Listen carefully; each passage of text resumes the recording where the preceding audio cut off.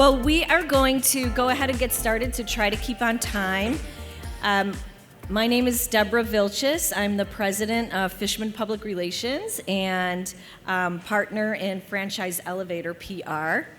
I have some brilliant panelists here who are going to share their experiences rather than give PR advice from a marketer. We always feel like it's best to have the actual franchisors here sharing their experience with you. And so the name of the panel is a public relations playbook, how to harness PR to grow your emerging brand. Well, that sounds really fancy schmancy, doesn't it? But we're not going to do anything fancy or schmancy because this is supposed to be basic. And when thinking about what we wanted to cover today in our panel, we really tried to look through the lens of who is going to be here. So if you're in this room, we're assuming that you're an entrepreneur or founder of an emerging brand, or you are maybe with the marketing team, a marketer who's trying to help an emerging brand or franchisor. So the kinds of things that you'll be thinking about wouldn't be the kinds of things that you might hear at a deeper in the weeds like marketing and PR conference, right? We're not going to sit there and talk about strategic integration of social media, content marketing, and public relations, or even how to do a great media interview or anything like that. All those kinds of things would be for other types of conferences. But here, we just figure you all have basic questions about PR. And we can start with why. The great Simon Sinek, right? Our author, speaker. One of the questions we're going to cover is why do you have a good reason? And is there a bad reason to do PR as an emerging brand? What's the right timing? Is there right or wrong timing? How much does it cost? Should I do it in-house? Should I hire a PR firm? If I hire a PR firm, how do I know which the right one to hire? So these are all of the things that we're going to be covering today. So I have some wonderful panelists here, and we are missing one who is going to represent kind of the fitness industry. So now we just have more airtime for our three remaining panelists, which is great. So I'm going to let them each introduce themselves and a little bit about their brand and experience with PR. Start with you, Laura. Thank you. Oh, wow. I'm really excited to be here. My name is Laura Rice. I'm the Chief Marketing Officer with Celebrity School. We have been around since 1994, offering preschool, so 6 weeks to 6 years, getting kids ready for kindergarten. And in 2019, with 26 corporate locations open, we decided to franchise the concept. We wanted to be able to bring high-quality childcare to other states outside of Maryland and Delaware, which is where we have our corporate locations. And in order to do that, we felt we could franchise the concept and then help entrepreneurs pursue their dreams. Currently, we have 19 franchise locations open, with a couple more left for this year, and slated to open 20 next year, over 100 in development in various stages of development, and we're in 14 states. So we are growing rapidly. Still consider ourselves to be an emerging brand in new markets, but very established in Maryland and Delaware. And I have used PR to help boost awareness of our existing schools, as well as breaking into new markets with a multi-approach of consumer marketing, fran dev marketing, or PR, and also positioning our CEO as a thought leader in the industry. Excellent, thank you. All right, say it with me. Aloha. Aloha. Aloha, everybody. My name is Scott Snyder. I'm the CEO for Badass Coffee of Hawaii. I'm here today because our story is one of kind of rebuilding a legacy brand. Our brand was started in 1989 on the Big Island of Hawaii. Began franchising in 1995 and had some moderate success before 2008 killed it. The brand was in decline, and I came in as a consultant in 2017 and had an opportunity to acquire the assets of the brand in 2019. We did that and relaunched the brand March 1st, 2020. Fantastic timing. But our brand today, we started with 18 stores. We dropped down to about 12 stores. We've literally built this brand from the inside out. Had a great brand name and a great brand product. but literally absent of any sort of infrastructure. So that's been our task. PR has been a huge part of all that. Today we just opened up our 32nd store last week. We've got about 110 more that are either under construction or in the pipeline at this point. So we're starting to roll. But again, what we've used PR for was three things. We used PR to build trust with the legacy franchisees that we acquired with the assets. We use PR to build brand awareness to customers who may have remembered the brand from that great honeymoon in Maui or that family vacation in Naples. And we use PR then to attract new franchisees that believe in the vision that we have for the brand and to really build something unique. Terrific. Thank you. I'm just glad you didn't make us box. That's all. Mahalo. Isn't that thank you? There you go. See? Guy leads with a Hawaiian thing. How am I going to follow Hawaii, right? Like we're all sitting there going, I'd like to be in Hawaii. My name is Jeff Wall. I am the CEO of Handyman Connection. I also own the brand, so when you own a brand, you can give yourself a fancy title.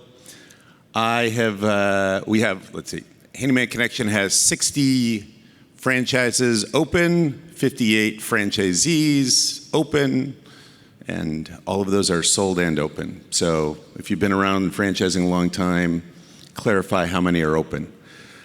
I have been in franchising since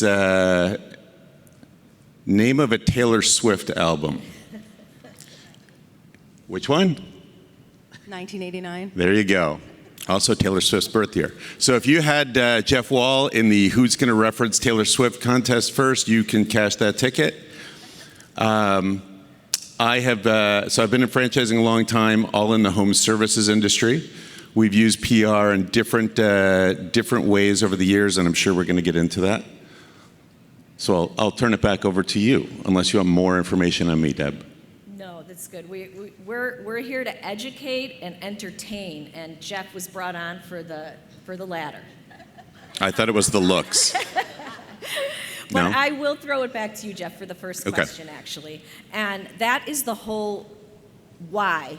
What would be, in your mind, a good reason, or what do emerging franchisors need to think about before they take the PR plunge?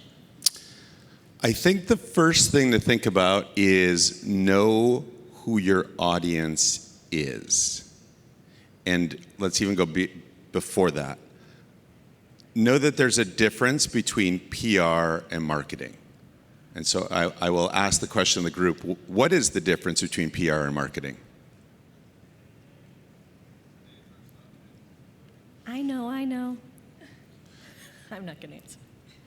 Person who raised their hand? Hi, you are? Aaron with the National Academy of Athletics. Aaron. PR is awareness, marketing is driving to a specific target. So marketing is driving sales, right? Deb, who owns a PR partner in PR, would you agree? I would agree, yes. Okay. So I would say know the difference between PR and marketing, 1. 2, know who your audience is. 3, you have the resources available to invest. Resources don't have to be a ton of money. Resources could be your time. There's plenty of channels. There's lots of companies out there that can help you with that. And then 3, you have something interesting. I would say those would be the right reasons. You want the wrong reasons?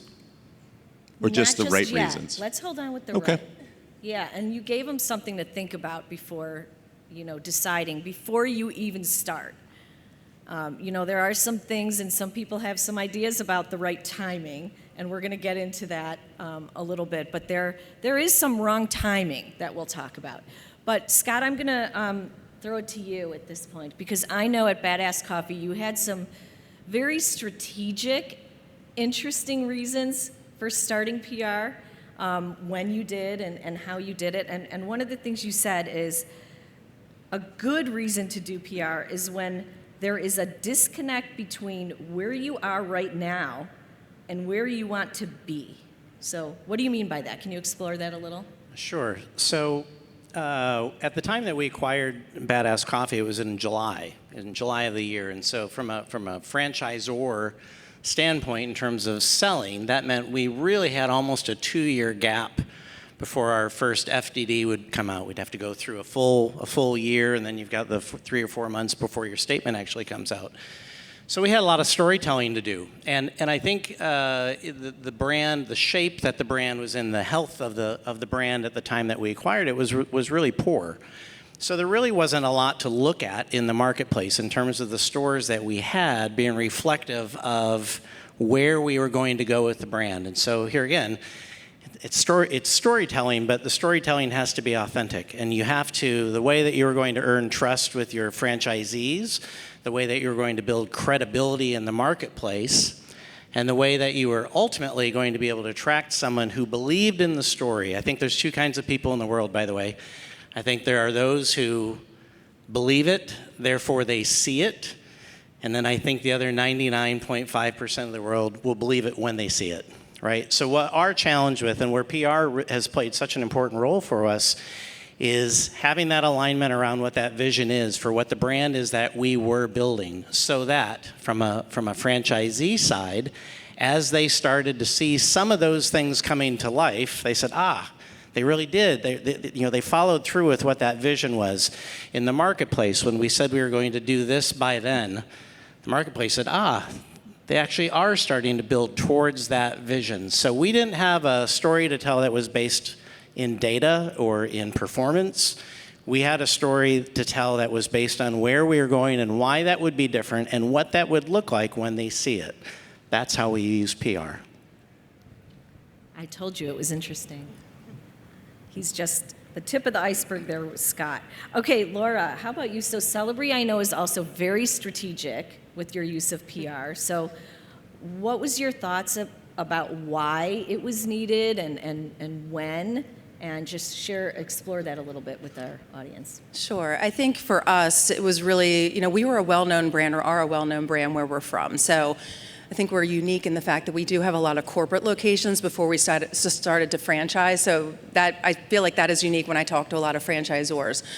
So what we were discovering was we were burning through a lot of our digital marketing dollars on brand awareness, where we feel like PR could help more with that, like break us into that franchise space and the trade publications, break us into some of the local markets that we're trying to expand. And now we've actually changed our approach to add more corporate centers, so we're able to get this foothold with public relations in these markets with creating stories and, kind of like Scott said, of how we're coming to the market. And it's very challenging when you have a brick and mortar location that you're trying to award and you don't have any in the location, so people can't drive by and see you.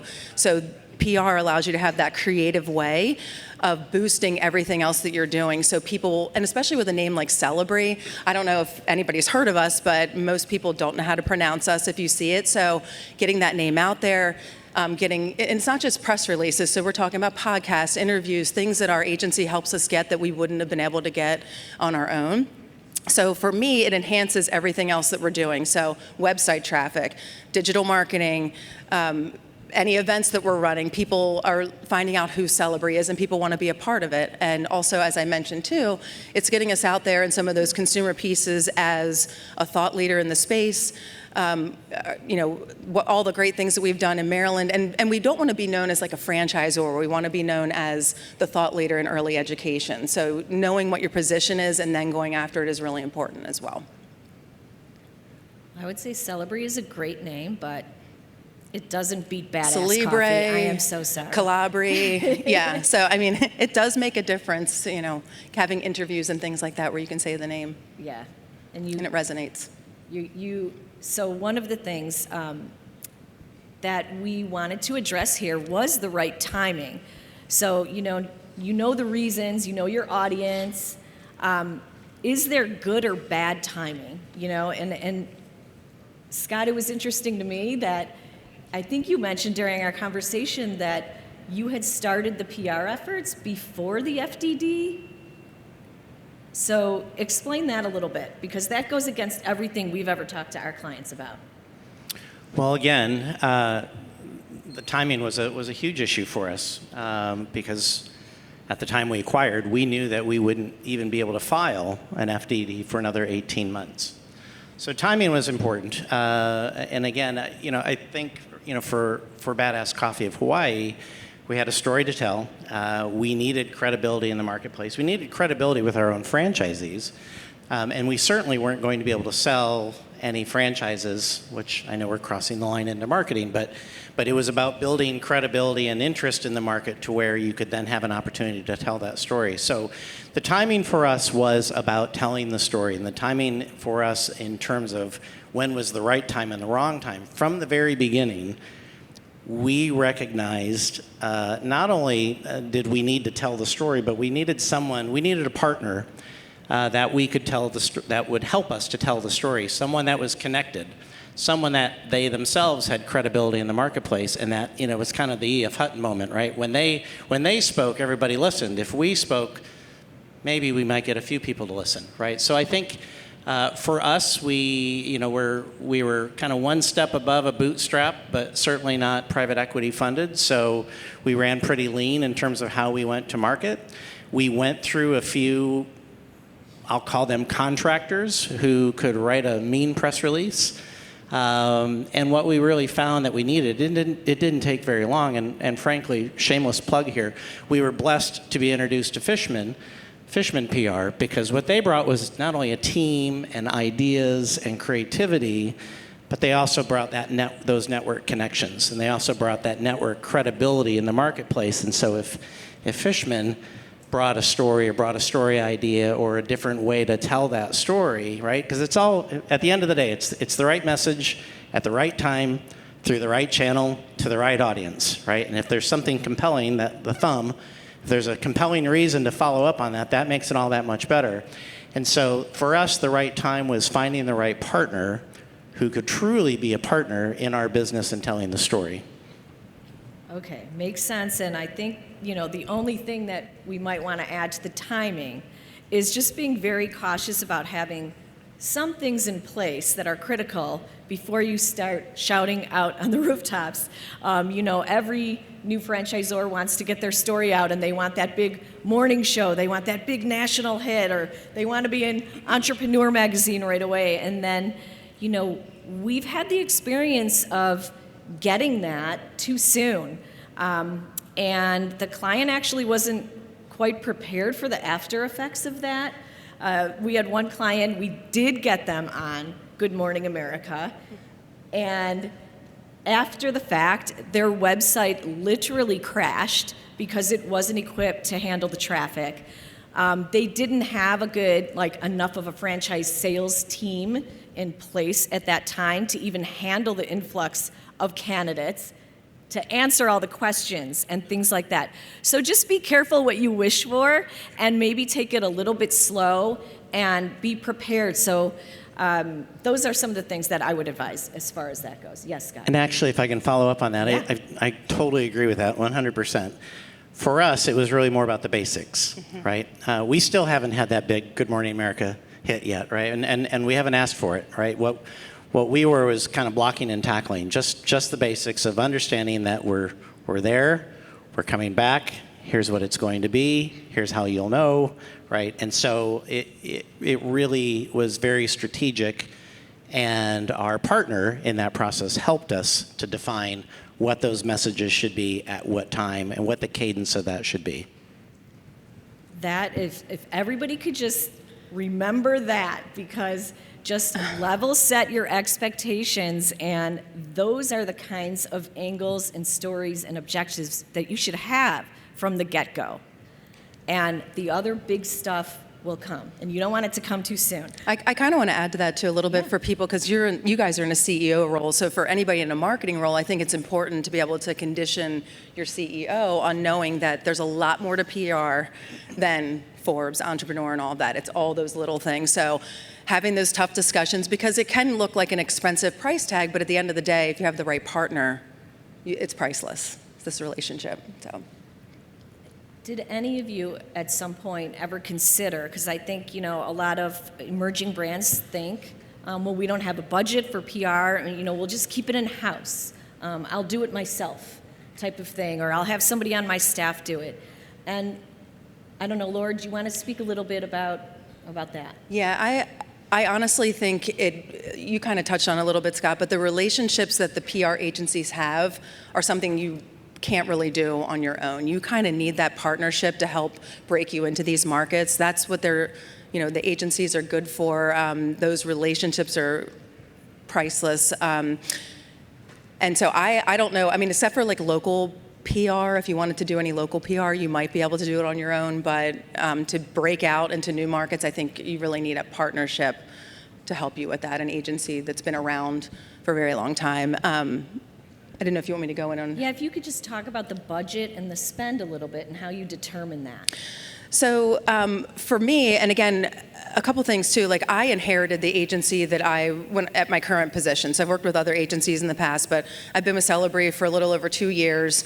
I inherited an agency prior, and I think, I saw a night and day difference when we decided to make a change. I think at the end of the day, you got to make sure that your agency is like an extension of your marketing team. It's extremely important. Like I would trust my agency and my representative, Kelly, or anybody on Kelly's team with Fishman to have conversations with franchisees on their own or the media on our behalf. That is extremely important. They're very proactive. I feel like they're part of our team. So determining the budget, this was something where I think what makes sense for me was to go out and get quotes. So I got recommendations on which agencies I should talk to and knew that we wanted to have a bigger presence than with the agency that we currently had. And so getting those quotes is where I helped determine how that was going to fit in my budget. And currently right now, we don't have a brand fund, but we will be establishing one in March. So Fran Dev really absorbs most of our budget right now, which is because that's the growth part of the company, right? So, but when the brand fund comes out, we will be splitting consumer and Fran Dev down the middle for PR. Because again, we can write all these pitches and stories, and Fishman really helps us make the stories more compelling so that the media will pick it up, but we don't know what's going to get picked up. So for us, it'll just be easier to split that budget down the middle.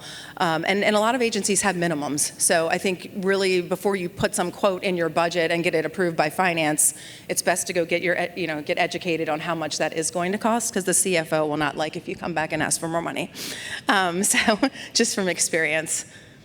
Okay, Can I add something? Yeah, I was just going to ask you to add something, Jeff. Thanks. Go. It's like I read your mind, Deb. Scary spot. So on these big boards here, right? Like we get the small screen down here with all these things. If you're a franchisor, you ask the question, like, would you go outside, right? Or would you do it yourself? I would caution doing it yourself, like know your lane. We're a franchisor, and I'm looking at all of this, which is all the stuff on the screens, and going, we're not the subject matter experts on so many of the things that we use our vendor partners for. So I don't know why my ego would say, why the heck would I think I'm any good at PR? Like I look and I go, I'm not good at many things, and that's why I have a team of vendors that we go to. So That makes sense. And I know... Thanks, Deb. Yeah, I mean, you wouldn't go... You need a lawyer to do things, right? So I'm going to ask now about the 6 dreaded letters, actually. Every PR firm, like KPIs, ROI. So Scott, I'll ask you, how do you measure the return on investment, or how do you measure the value of PR at Badass? It is not as data-driven as it should be. I'll start with that. We use PR actually on both sides of our operation. We use PR for what the company is doing as a franchisor, and obviously all the new signings and things like that, and new territories and new stores opening. That always creates a lot of excitement. We also use PR, though, as our brand continues to evolve its menu, and as it continues to take a leadership position in certain parts of that in the coffee category. And so, from there's 2 sides of that. So there's 2 ways that we evaluate. We absolutely see a massive increase that we can tabulate at the POS in terms of when a new beverage or a new menu item is brought to the market, and the support that comes with that, we see a rise. We see everything is tracked in terms of height and duration of the spike. And so whether that's in terms of sales or sales plus loyalty, adding to the loyalty program, we see an empirical translation of that return on investment. For the rest, and honestly, for the first 12 to 18 months, I would say most of the PR was really directed at the brand we were building. And I would say this is less empirical, and this is more about observation in terms of the quality of the candidates that were coming to Badass Coffee, that were interested in being a part of that vision, being a part of our ohana, of our family, right? And the qualifications went from, gosh, I've always really loved coffee, I think it'd be really cool to have a Badass Coffee of Hawaii, to more of where the answer now is we've been watching you for a long time. We continue to follow you and have followed your progress through the media. We think what you're doing is really different. We think what you're doing is really interesting. We think what you're doing is a great complement to the other brands that we already have in our stable. So for us, I mean, that has to be the best way that we evaluate that from the franchisor side. But overall, I think organically, I just think it's being top of mind, and being top of mind for the right reasons, but also being top of mind for validating what you've been talking about for the last 2 years. And that is a hard thing to put a number behind, and it's probably one of the most challenging things as it relates to, metrics-minded CEOs. And it's like, well, what am I getting back for this, So Scott, you want to? Yeah, one quick follow-up. So, as we've begun to attract the interest of investment from outside, we've dabbled in that a little bit. The three things that everyone always talks about are, the strength of the leadership team, the EBITDA in the stores, a proven business model, proven store performance, and then they talk about momentum. And we do have a great leadership team. We have a great leadership team of like-minded, very aligned, believe in the vision, therefore that we've managed to that. We're working on that proof of concept. We're working on that business model. But back to the how do we measure this? The response and the reaction that we get is around our momentum. There is a perception of momentum that is validated by credible sources, and that happens through our relationship with PR. They've established that credibility for us. So, Jeff, I know you've talked about some of the immeasurable aspects of PR before, and in the beginning, for example, morale for the franchisees. So explain a little bit about that, because you love to tell everybody how horrible it is in the beginning when you're first opening your franchise, and I believe you use the term, it's like sticking your head in the toilet. I'll let you do it. So I'll ask, who's run their own business before? Raise your hand. Okay, I'm going to say that looked to be about 40%, 50%.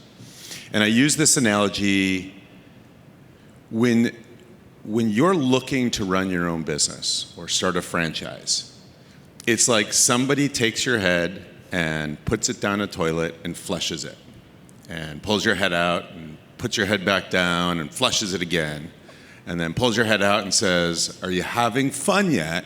It's time to write another check. Let's do that again." It's not fun to start up a business. It's a lot of work. For those of you who have started a business with families, your families often suffer. And whether that's your spouse, your kids, and you start off usually at zero revenue, lots of costs, you're losing money. So oftentimes when I look at PR, we'd ask the question like, who is the PR for?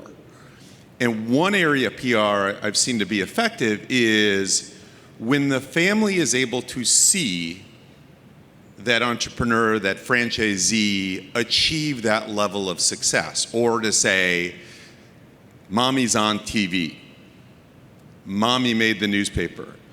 Daddy, I saw Daddy do this, to help justify what they're doing, because none of us like to be judged. But when you're starting a business, your spouse is eventually looking at you and going like, what did you sign up? What are you doing? Like, where's the money? You're working your, I guess we could say ass. You're working your ass off. I look to Scott on that. Scott apparently is the approval for swear words. You're working your ass off, but where's the return?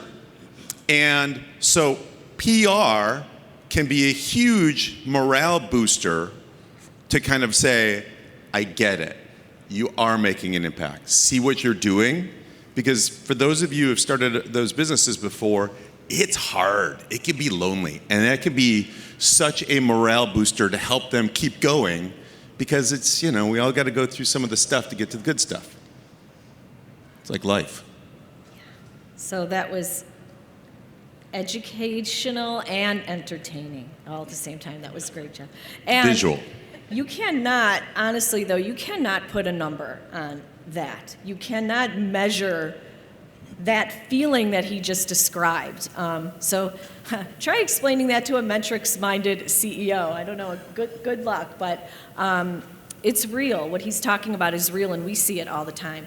So we're gonna skip now to, we kind of know the why, talked a little bit about the when, and now we're gonna go more to the how, and what kinds of stories, like how do you decide what kinds of stories that you're going to be telling out there, and what are the right ones?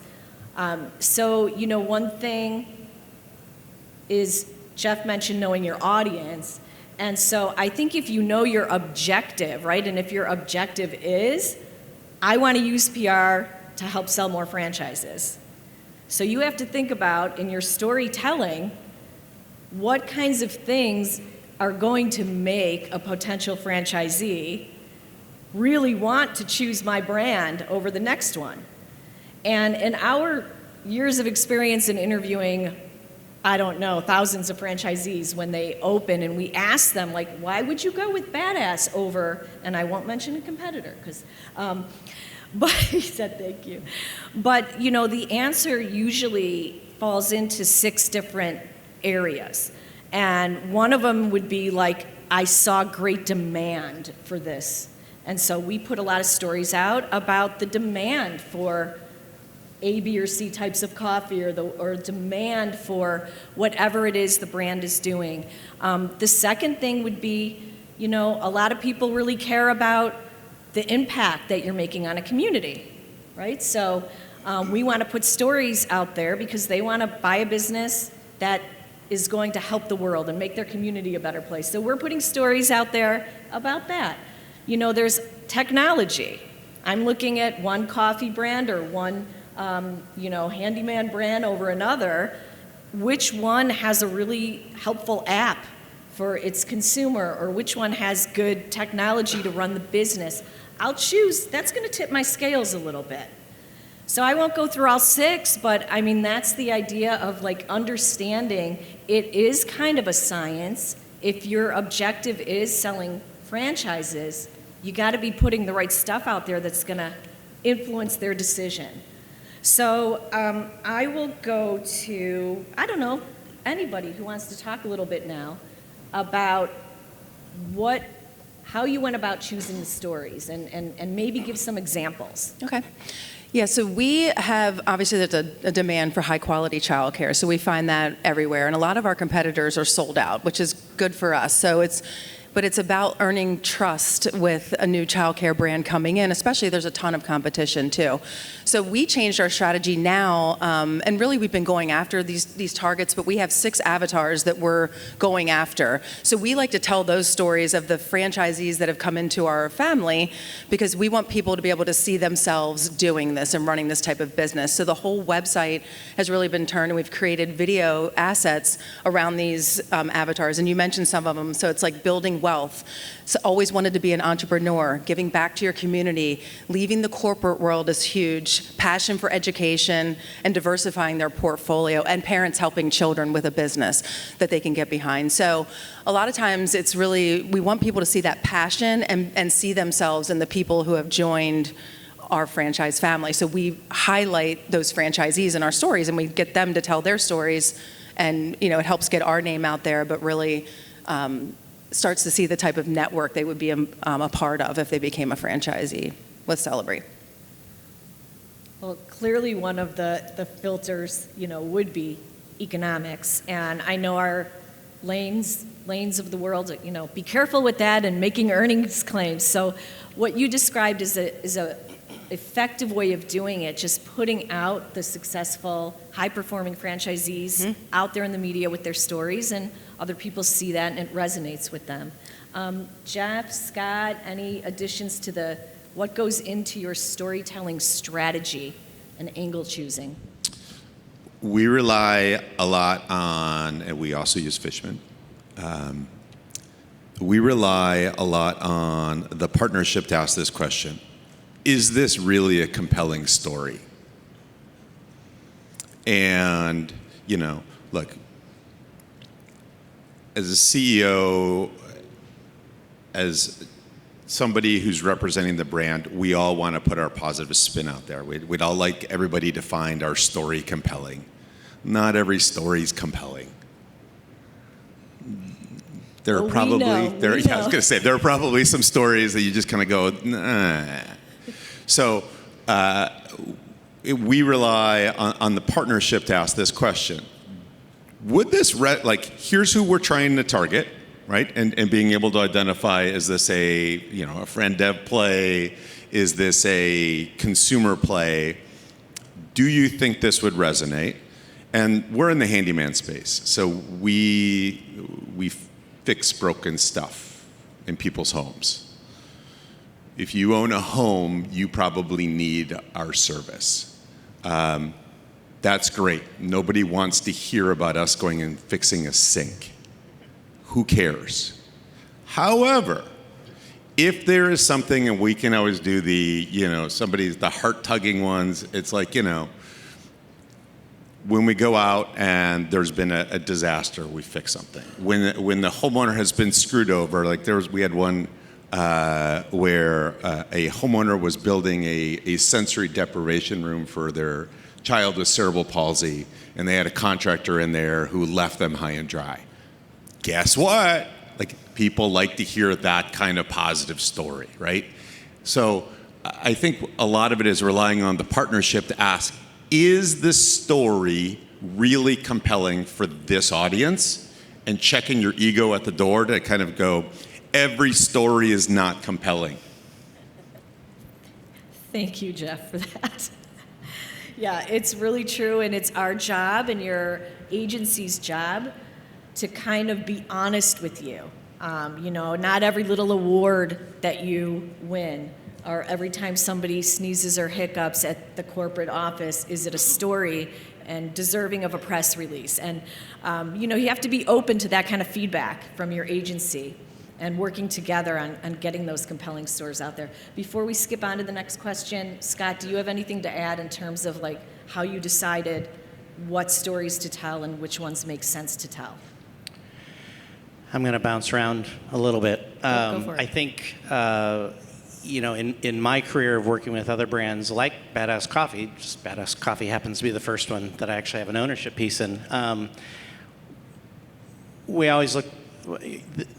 The strategy was always around identifying the one unique and ownable truth about that brand, right? What do you do that's different, unique, special, differentiating from everybody else, and really lean into that? So when I started working with Badass Coffee, wow, I mean, what a blessing in terms of the number of differentiating, unique and ownable truths. And so, and I'm getting back to the answer to the question, which is, when you have a brand that is so inspiring from its Hawaiian culture and family, ohana, and aloha, and all the things that go along with the spirit of aloha in terms of kindness and generosity and community and kindness, and and when all this was happening, when we acquired this brand, is when the world was going down Jeff's toilet there in 2020, and so there was never more appropriate time to be able to tell those stories, right? And I've worked with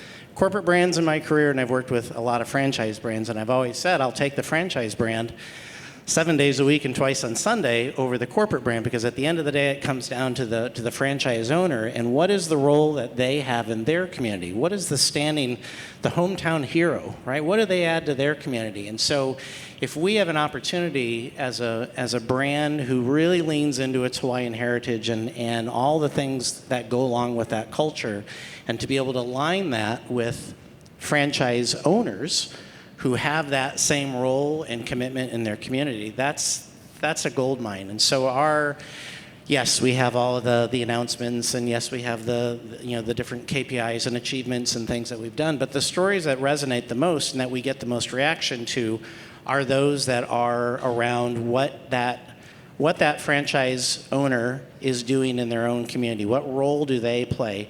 And we have to lead by example. And so as a corporate, our give back, whether it's around free sending coffee overseas to U.S. servicemen and women overseas, or whether it's our Give a Hoof program where we're helping donkeys that have been put in shelters and other things like that, right? It's, by the way, the ass is about donkeys, a cute little donkey. It's not what you think. But those are the programs, and those are the stories that generate heart tugs and heartstrings. And so when you have something tragic happen, like what just happened to us 6 weeks ago with the fires in Maui, we lost our oldest store, which was right next to the banyan tree in downtown Maui. And the outpouring to see the return on that investment come back from the customers, from the franchise owners themselves, it was really inspiring, and it was really moving. And we've raised a lot of money to help, and we've had volunteers. Our franchise owners have gone to Maui to volunteer and help, and those create stories in themselves, not ones that we're necessarily looking to, we're using it for commercial purposes, but they're great stories, and it's a reflection of the brand that we're building, and the brand that we're building is a reflection of the franchisees that we're attracting and the team that we've built. That's actually a great segue into the next question, because the main objectives that most franchisors have in investing in PR is driving traffic to their locations for their franchisees. So that's the consumer brand awareness. And the second one would be franchise opportunity awareness and helping to sell more franchises. And a lot of franchisors kind of silo those two things and think they're very separate. But what you just described, like what is it called, Give a Hoof? That is a good example of a consumer wants to utilize brands that are doing good in the world. And a franchisee also wants to be with a brand that's doing good in the world. So, Laura, I'm going to throw to you, where does consumer PR and franchise development PR intersect?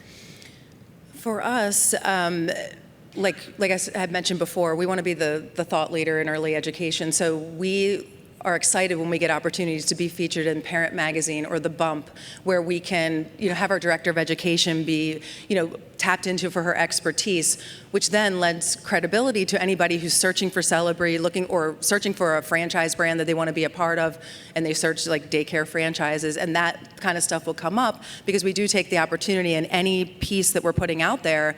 We have that text at the bottom, the boilerplate, or we always throw in that we are franchising the concept. Because I don't know about you, but there's a lot of businesses out there that I didn't realize were franchises until I got into this industry. So the more you can put it out there, the better, and the more credibility you can get from a consumer standpoint is going to help in every aspect of your business, and it's helped us.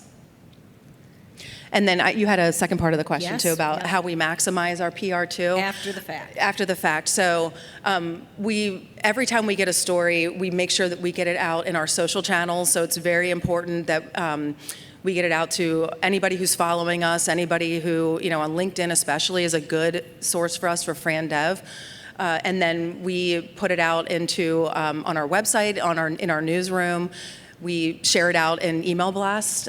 So we use it a lot. And I think it's a great tool to, keep sending out to your, the leads that you've collected. About all the press that you're getting and all the PR, the good PR, and then anything else, because we do a lot of philanthropy, as you mentioned, too, so all of those stories are really important. We don't want to always be selling.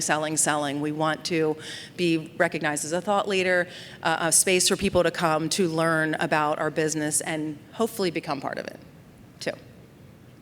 So with the few minutes that we have left, and I love it, she's saying, basically milk the heck out of every piece of PR you get. It's not just going to be something that people read or see or hear the day that it comes out, because who in here is really sitting around watching the morning news anymore, right? But you're going to see that segment shared over somebody else's social feed, because we're all getting up and looking. The first thing we do, even before we do our personal business, is go to LinkedIn. So I would like to end this with just asking all three of you to maybe share in a lightning round, right? One piece of advice that you would have for emerging brands as it relates to PR. And I'll start with Jeff and go this way. Am I the only one here who didn't know that Donkeys Without Hooves is a charity? I did not know that. It's a real thing. My one piece of advice, set up a brand fund if you don't have one. Don't call it a marketing fund, call it a brand fund. Okay, and you can get with Jeff after to explore that a little bit more. We'll go to Scott. This is a lightning round. My advice would be identify that one differentiating, unique, ownable truth and tell your story. If you wait for someone else to tell your story, it will never be told. So tell your story, lean into your unique and ownable truth and tell your story. Love it. Laura? And I think this might be cheesy, but I really think having the right partner it doesn't matter what story you have. If you don't have the right partner, agency partner that's going to get this out there for you, you might as well just tell the people in the same room that you're in. So I think it makes sense to, if you're ready, spend the money, have an agency that has your back, that's part of your marketing team and is going to, use their relationships to get your name out there. That is key. Well, isn't that a great note to end on? We do have 54, 53 seconds for questions. If they let us go, a second over, it's okay, I'm sure. 2 minutes, 2 questions. So does anybody have any questions they'd like to ask our panel? Or did we just cover it so darn well? Oh, we do have one question right there. As a CEO, engaging an agency, how much time should I budget at the beginning for dealing with the agency as well as ongoing? And what is the coaching process like? So did everyone hear that question? How much time should you devote to an agency and kind of getting off the ground launching the PR program? I mean, I think my role is a little different because I'm actually in marketing, so I spend a lot of time with my agency. I actually rely on them for a lot of things. Coaching, like how to say certain things if something comes up with a school. So I spend a lot of time with my PR agency. We have weekly meetings, but we're talking constantly. I send really early morning texts sometimes too. I feel really bad, but I rely on them a lot. Jeff says no. I don't want to answer this question. I would ask you, Deb. Yeah, no, I mean, in the beginning, the launch period, there is a little bit more homework on your end because the PR agency is really trying to understand and learn your brand. So you have to invest some time in answering all of their questions. We have, like a 2-hour launch meeting that we go through.